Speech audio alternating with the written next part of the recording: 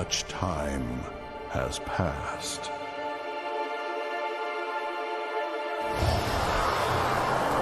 Evil has returned.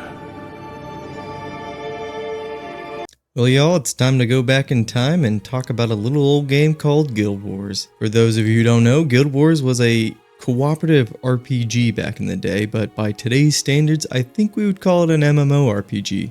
So, before my real addiction to Lord of the Rings Online, I actually was a Guild Wars player first. So we're actually going back to kind of find out what the fuck happened to Guild Wars. We're going to talk about the good, and we're going to talk about the bad, and then at the end, ultimately answer that question. And of course, while we're reminiscing, we're going to be enjoying some adult beverages. So if you got one and you're of age, kick back, put this on your second monitor, and yeah, take this journey with me.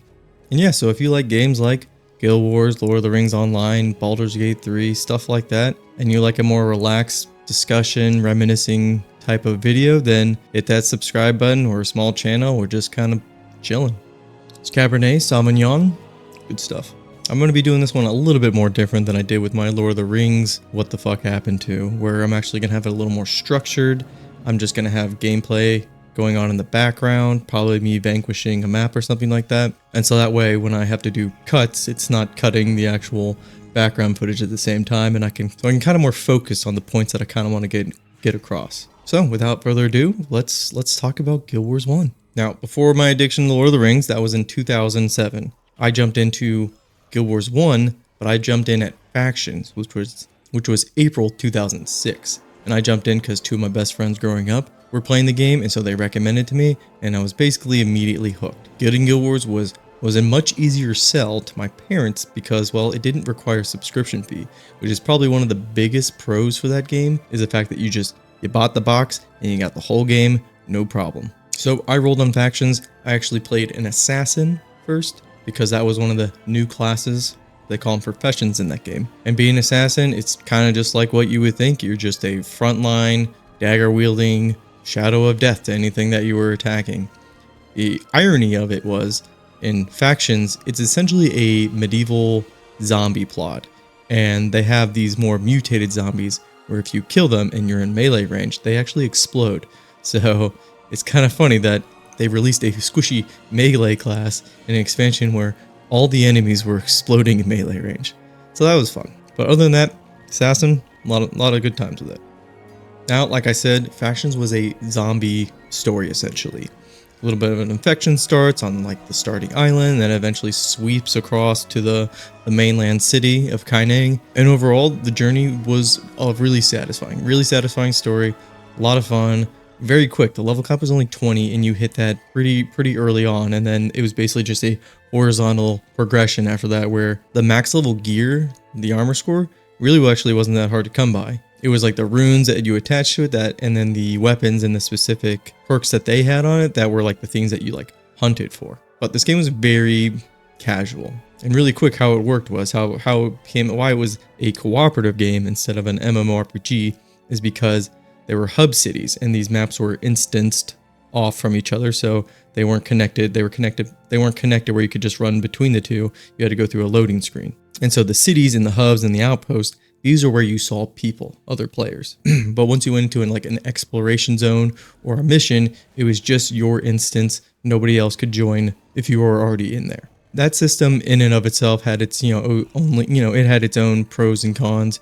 You had a more tailored experience where nobody was really griefing you or anything like that in your own little instance. But again, you didn't really see people out in the open world like questing, so a little bit of a drawback. But let's continue on with where I went from there. So beat Factions, had a great time with it. So one of the great things about Factions, starting off in Factions, was the actual faction system. So you had the Luxons and the Kurziks. I picked the Kurziks. And one of the great things about it was you had this mission, this PvP instance map called Fort Aspenwood, where on the Kurzik side, you're defending like a cathedral and stuff, and then the Luxons were, attacking. So you had player versus player, but also there were NPCs that they went after too. And so that was a really unique, fun system. And it's actually what made me go back and get Prophecies, which was the original expansion. It was the base game for Guild Wars. Guild Wars, you could buy each expansion as basically its own base game. So like you didn't have to own Prophecies to play Factions. And really the only real expansion would come down later down the line would be Eye of the North. But there were 3 base campaigns that they're all separate. But what would be different about them is the skills you could get. So in Fort Aspenwood, back to the original thing, there was a skill by Elementalist called Meteor, and that thing would just knock you on your ass. And then there was another skill called Meteor Shower, and one of the 2 of them you got in Prophecies. And I remember getting to Fort Aspenwood, completing the campaign as my assassin, and then I re-rolled into an Elementalist, and I would just do a lot of that PvP, and I would get so frustrated the fact that I didn't have that skill. So I went back and got Prophecies, basically blitzed through it just to get that one ability. I don't remember if it was really that great, but I did it. But lo and behold, Prophecies is actually pretty damn good up until like maybe the halfway point for the story. So yeah, we can briefly go back over the fact that factions story, pretty good. Zombie story, rival clans, uniting story, very almost standard, but like I think it was done pretty well. And then we're gonna backtrack to Prophecies, which probably has one of the best starting areas ever, which is Ascalon, pre-Searing Ascalon. This place is just your beautiful European fantasy like intro, and it's where they use like god rays and stuff. Like they put a lot of tech and like unique things in pre-Searing. And the funny part is that place gets obliterated and you can't go back once you finish a certain mission. But the nice thing is they kind of added some content there where you can it has its own pre-Searing, essentially has its own like ecosystem now, where you can get the max level. It's got its own trade. It's got its like own like micro community within the game, and I think that's really cool. I really like how they kind of like kept that area alive. They could probably do a little bit more, but it's fine the way it is.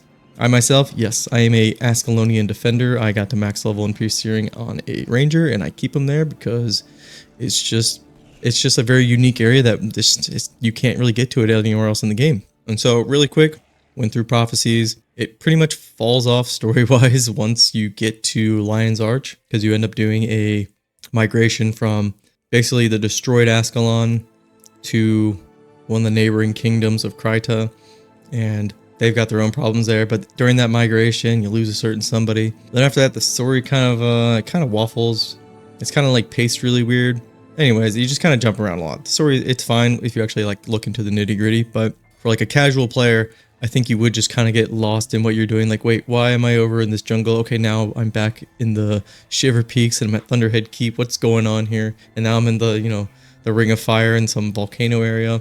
It's a little confusing, but overall pretty good. A lot of good skills there. It's a good time. So after that, and then came the next base expansion. There's 3 base expansions, like I said earlier.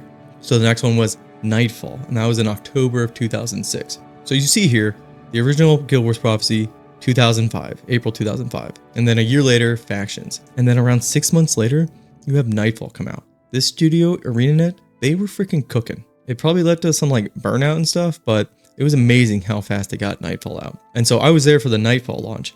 And I'll just say, right off the rip, Nightfall is probably one of the best RPG expansions, whatever you want to call it, just games in general. They added a lot of huge quality of life features just to this expansion to basically make this game, like preserve this game and make it future proof. This is basically the Wrath of the Lich King equivalent to World of Warcraft, where this was just like peak systems and like a lot of quality of life. I think that's like a pretty good way to like explain it. And also a lot of that quality of life and all those features kind of took away something a little special about the game as well. So we'll talk about that when we get to the pros and cons. So Nightfall, one of the best stories, a lot of great gameplay, a lot of great features like heroes. They added like a reputation and you get like special skills that kind of make you like overpowered, but like you're limited and they're like profession based. So like you still have that like unique feature of like the profession you picked. So really, really, really good expansion. We're on glass number 2, by the way. Still going strong, boys. So we finish off Nightfall. Again, like I said, story's really good, features, everything. Chef's kiss. And now we get the actual true expansion, the first and only true expansion for Guild Wars, which is Eye of the North, where you can't just buy Eye of the North by itself and play the game like you could like Nightfall and Factions. So you had to own one of the 3 base games to get Eye of the North. And Eye of the North basically was just there to set up Guild Wars 2, but also add in much needed reputation like end game systems where if you're on a single character, you kind of have something casual you can do and like redoing the stories and filling out these books to like gain a lot of like reputation over and over again. Because each expansion had like their own like little end game spots, but they're kind of hardcore and a little stingy because you needed like passages to like get into them, and they're pretty tough. So if you wipe immediately, you just wasted a passage. I didn't get too much into that. I did them like once, but it was when we were already like as a community like really smart, and so like we kind of just like face rolled it. So I wasn't there actually like in the trenches figuring out those end game expansion areas. But for Eye of North, all that end game stuff, and they added like dungeons and stuff, all that stuff was way like much more accessible, and that stuff I did. And by that time, as a community, we were pretty like in tune to what was good and what wasn't, as far as like builds and what you should be running. Because, you know, in the early days, it's just the Wild West and everybody's just kind of doing what they want. So Eye of the North ends, and then we get these like mission packs, which are just kind of like fill in some like story gaps. You get some like cool weapons out of them, but they're not very long. You go over like, you know, how did Gwen escape the Char and like make it to the north to, you know, rendezvous with like the Ebon Vanguard and stuff like that. And those were all really cool, really well made missions.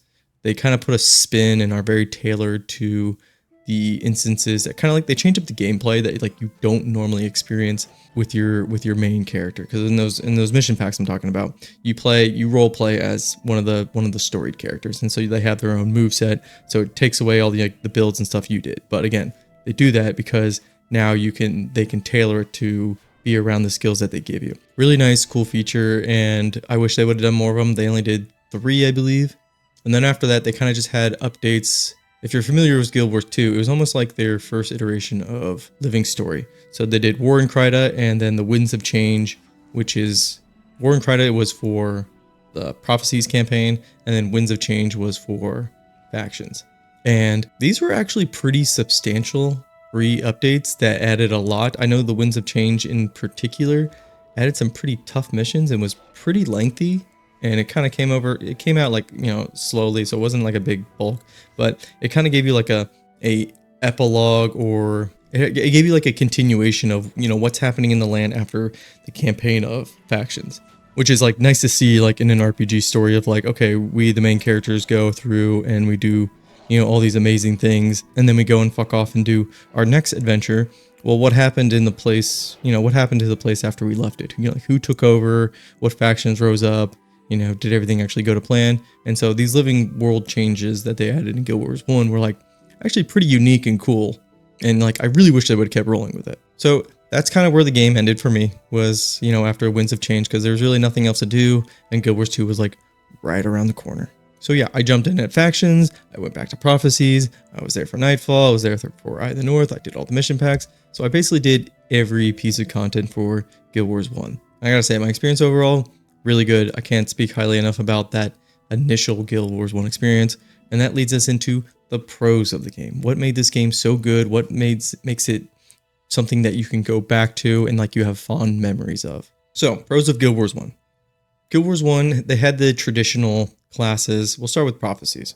They had the traditional classes, so they had Warrior, Ranger, Necromancer, Elementalist, which is basically kind of a wizard. They had a unique profession class, the Mesmer, which was like illusions and trickery, but like in like this purple magic thing. It was very cool. It's very unique to Guild Wars. I think that's basically where it originated from. I mean, it might be something from something else, but I know Guild Wars at least popularized that profession and class to like an online community. But yeah, it had all those core professions, and then each base expansion, so we're talking about just factions and Nightfall, added 2 more professions, and they were all pretty unique. The Assassin for factions, maybe not so unique, but the Ritualist was like this necromancer with spirits and stuff and chaining them, so that was actually pretty cool. And then Nightfall gave us like kind of like a paladin with the dervish, but was with a scythe, so I really liked that profession actually a lot. And then gave us kind of like a shot caller warrior, range warrior thing with the javelin with the paragon, which again was another like unique idea that I think actually played out pretty well. So every profession they added, very, very cool. Their identity was pretty solid. And so that diversity in professions, I think, is definitely like one of the biggest pros for the game. Like you get really like a lot of like unique choices to go through. And so another great feature was, so once you pick your profession, you then later, shortly after you pick your profession, you get to pick a secondary profession. Now, the secondary profession, you can choose later on any of them from any expansion you own, but in the initial tutorial, you're only locked into the ones that are available in each of the base game. So, for example, Prophecies is just the 6 base professions that you get. And then in Factions, you get those 6 base ones, plus the 2 additional ones, Ritualist and Assassin. And if you're in Nightfall, you'd only have access to the 6 base and then Dervish and Paragon. So what is really unique about this is you could pick, say, if you're in Prophecies, you can pick your warrior. And then your main primary stat as a warrior was strength. No other profession gets strength. Even if a, say, elementalist has a secondary profession as a warrior, that elementalist main cannot pick up that strength trait line. So that gave every profession a unique feel. But like I was getting to earlier, say you are that warrior in Prophecies, you then get to pick one of the other professions to have like all their trait lines except for their main one. And so that gave you a lot of skill variety and a lot of build combinations you can do, especially when you unlock all the other professions and can start mix and matching a lot of different play styles, and the build craft just starts to get like crazy. So that's like that's probably one of the biggest draws for Guild Wars, was the amount of build craft available. We're like probably 75-80% of the builds people came up with like kind of ass. Probably, yeah. But like, could it function and work, and could you beat like the main story missions and campaigns with like a mediocre build? Totally, 100%. So like that's like a beautiful thing about the game. Now when you get into the harder content, yeah, you did need a build that was probably a little more effective and synergistic with like a party. But the fact that you could just make an average mediocre build and it'd be successful, huge. Especially because the amount of skills in this game, holy shit, so many. Again, you get so many skills, but like, yeah, some of them are really bad, or like they get completely shined by like a very similar skill. But the fact that you just have so many is like a huge plus. And then with all those skills, you had then elite skills, and you can only put one of these on your bar at a time. That's how the skills work, by the way. I didn't mention that. Yeah, you have all these skills and builds, but you have a set amount of skills that you put on a bar. And so you fill that out with, so many like swordsman traits and then some strength, and then you only get one elite skill. And that one elite skill is kind of what you try to build your like, your character around. So I know the one that like for a warrior, really easy one was like, it wasn't endure the pain. Was it defy pain? I'm gonna look that up real quick. It's fucking right. It was defy pain. Still got it. And yeah, so every profession had basically that a plethora of skills to choose from and ability to do so many different like build craft things. And like with your profession having so many, abilities and skills they can use from other professions as well. My assassin, for example, actually I made into a spirit spammer. So if you're a Guild Wars 1 veteran, you know that a spirit spammer, they were really good, but their main profession was a ritualist, because the skill type that revolved around the spirit spammer wasn't the unique one to the ritualist. Everybody had access to it. So something like an assassin, which, you would think like you want that melee range, could actually become a spellcaster like that shackles spirits down to do their bidding. So that's just some of the craziness you could do in Guild Wars 1. And to this day, it's just like you could just put together whatever you want. Like before we had the dervish, you could just make a warrior with a secondary profession of a monk. Essentially, then you would have a paladin with some signet abilities like Bane Signet and stuff. And so you could mix and match to kind of make your own, profession fantasy in your own head. Let's move on to another pro about the game. I think the fact that when you go out and you go into the exploration zones and you go into missions and stuff, you are encouraged, if not, you are required to, and I know you could do these things solo if you're like hyper good, but I'm talking about for the average player right now. You basically have to go with the party. You have to go with like a team of 4, and then eventually that goes up to 8. So the world was technically like pretty dangerous for a solo player. So that was something that like if you try like compare it to like something like Lord of the Rings or like WoW, where a lot of it is open world, you solo things, and sure, yeah, they had some parts where you needed a group, but for the most part, you could do it all by yourself. In Guild Wars 1, if you want to go around and do missions and stuff, or go from one outpost to the other, there's a good chance you're gonna run into a pack that will just obliterate you. And that's not because you're running anything bad, it's just because they outnumbered you. Packs in Guild Wars 1, enemies like they run in groups. So you basically had to have your own band of adventurers to go with. And it kind of made the world feel like a little bit more dangerous and stuff, where it's like, if you're going to go out, yeah, you need that party. And so that's something I appreciated about the game, is the fact that it's very team based. It's very party focused. You know, it's not a lot of like solo stuff. It kind of like adds that like a little bit of like almost like fantasy realism, where it's like you do want like your band of like friends with you. And in most cases, the game has like NPCs called mercenaries that tag along with you. And then eventually in Nightfall, I was talking about how the quality of life that they add heroes, which are characters that you can then customize their builds and put out like, and like equip them with different equipment. Because of mercenaries and the NPCs that you get before, they had set loadouts and equipment that you couldn't change. So in Nightfall, they added characters that you could basically completely like customize. And so you can kind of see where that might be a problem later on. But again, we're talking about the pros. And so it was really nice to have like your heroes that like, so like if you were a dervish, you know, you got the chance to then experiment and see the skills that like a monk would have, and see like how to set up a healer at the same time. Now, could that be a little bit overwhelming for like a new player and stuff? Sure, but for above average, you know, veteran players who want to, you know, take their game to the next level, it was nice to be able to see, you know, how other professions worked, and kind of like put a team build together. So the fact that you needed a team, the fact that you could customize your team eventually, these are all like huge positives for the game. It was very unique. I can't think of like another game off the top of my head that had like a party map system like builds like that Guild Wars had. Because Guild Wars, like one of the great things about Guild Wars is the fact that they were trying to do something different. You know, they weren't trying to copy WoW. They weren't trying to, you know, trend chase. They're just doing their own thing. And I think it's really refreshing, because they didn't have like an IP from like Lord of the Rings. They had to do like their own thing. And so a lot of things that they put together were like pretty groundbreaking, pretty like you know, innovative for like the size of the team they had and stuff. And yeah, ArenaNet, like back in the day, even now still, what a great studio, you know.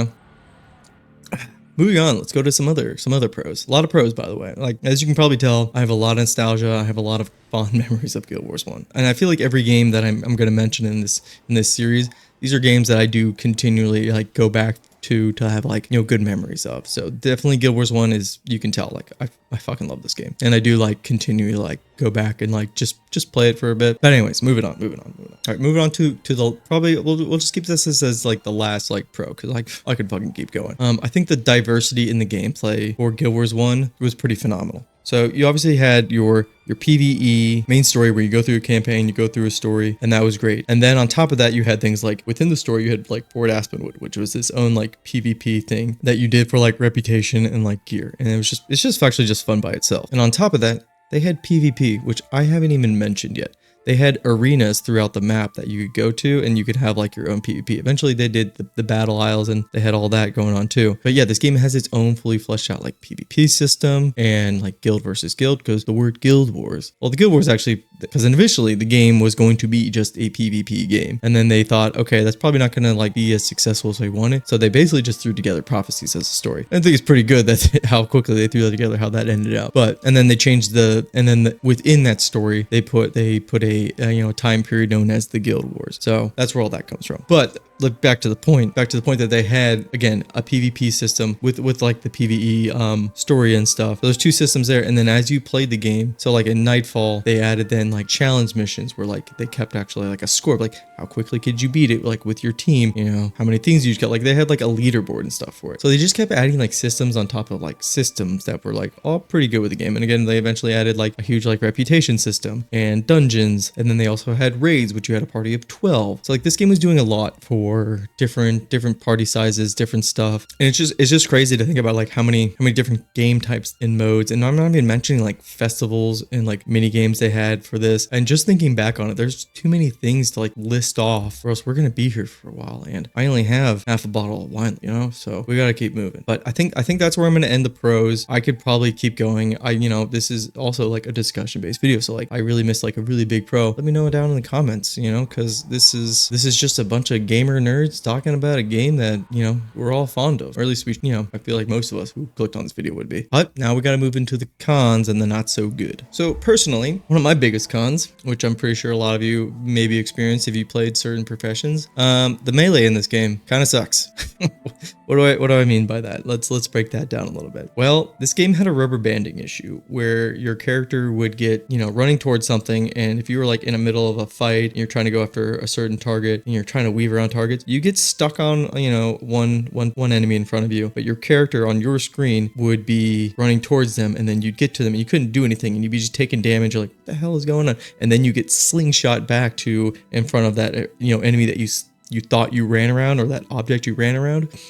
And so that was really annoying for melee players because there is no like aggro and taunt system in this game. So you really couldn't really draw things and like they would stay on you. It was very, very hectic in like big fights or just like fights in general. So this game is definitely more favorable towards range. And the dummy that I am, I started off as a assassin. I moved a little bit into elementalist, but then I basically just settled on warrior and dervish, and I eventually dropped off dervish because we'll get to basically like the grinding nature of the game, how the game got with like reputation later. But I basically just settled on all the melee classes, and melee in this game can be pretty rough. So like the rubber banding and like I don't even know if it was really like latency, but that was definitely a rough point, that the game's engine was, I would say, more favorable towards range. Another issue with the game was its, I would say, RP and immersion. So what do I mean by that? This game doesn't, a lot of the areas, a lot of the towns and stuff, it's just all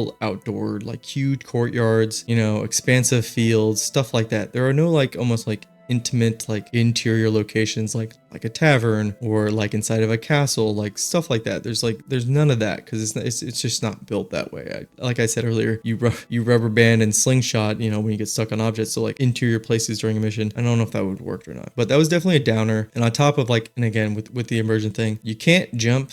Let's talk about that for a second. You can't jump, you can't walk. Well, actually, technically you can jump. You have to type /jump and then your character will jump, but you just can't press like spacebar and jump. And there's no like, you can't jump on top of like boxes or like objects or something like that. So like there's no scaling feature. So you're just always on like on like the axis of like the plane, and like you just like move from there. And then like, you can't walk either. So you'll be in like missions and stuff, and like NPCs will be walking and your character's just always like fucking full force, which is kind of funny.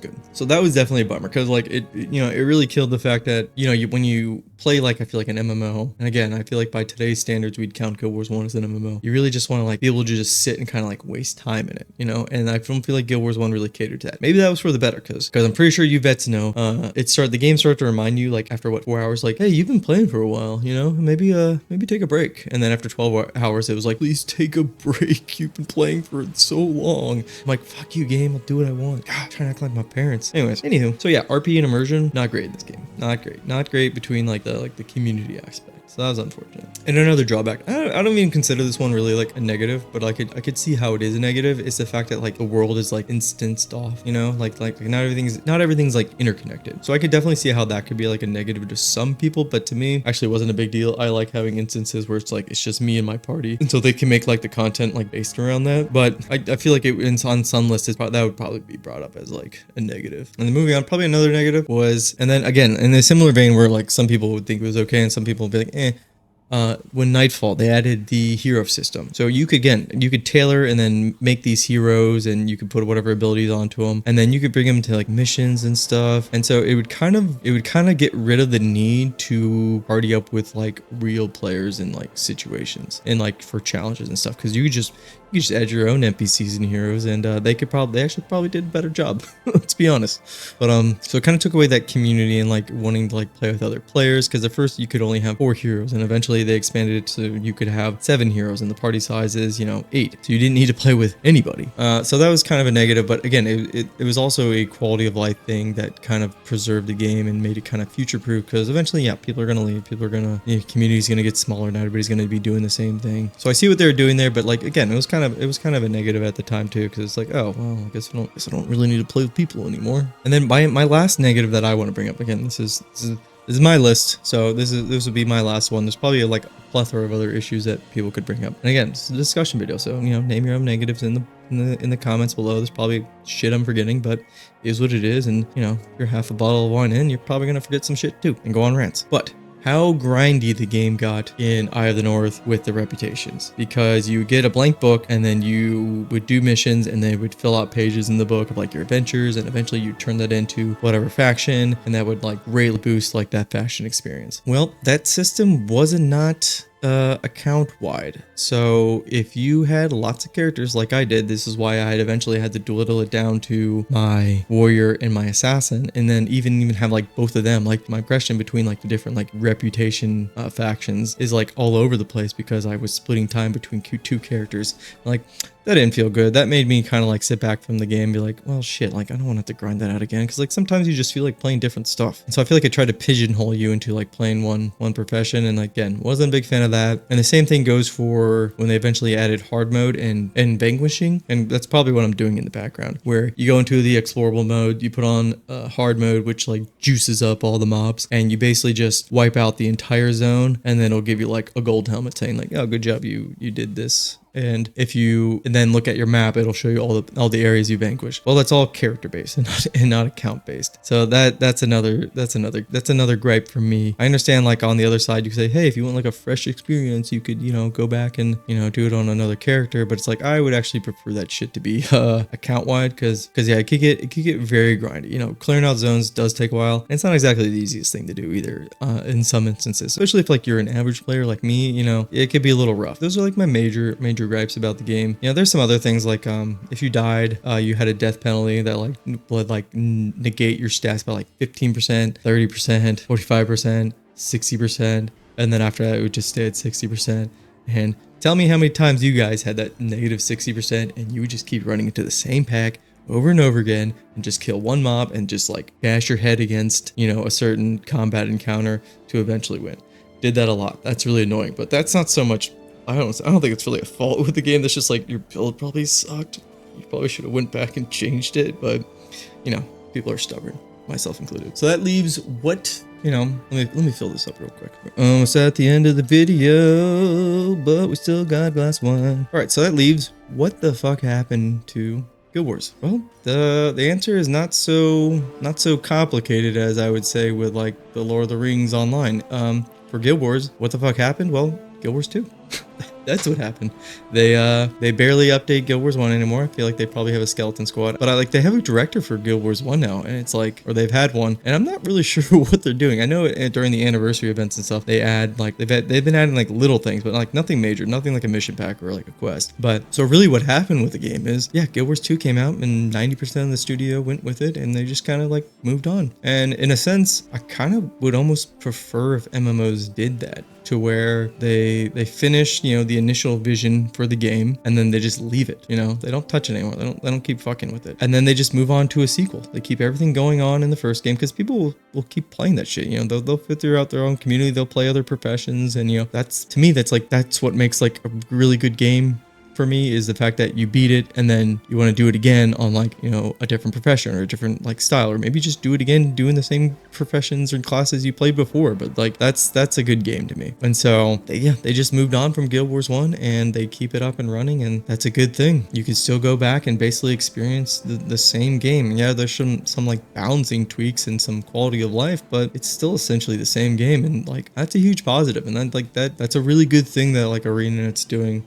making sure they don't take that it offline. I hope one day if they ever have to like shut it down, they figure out how to make it like all client side, where you just download the game, because it's set up for the fact that you don't need people really anymore. You have a mercenary system to party up with, and you have the hero system later on with Nightfall, and then Eye of the North gives you more heroes and stuff. You get more heroes later on through different methods they kept adding, so that's not really the point. But the point being is the game is future proof to play solo. And so yeah, Guild Wars 1, what a fucking game, guys. What a fucking game. Let me know what you guys like. Let me know your experience, and and let me know like the good times, the bad times with the game. Because, you know, for me, I obviously, you can probably tell, I love Guild Wars 1. I still go back and do it, and like I still go back to it yearly and play it because it's got a lot of quality and charm to it that you don't really see nowadays, or like nobody's ever really tried to replicate what Guild Wars 1 did.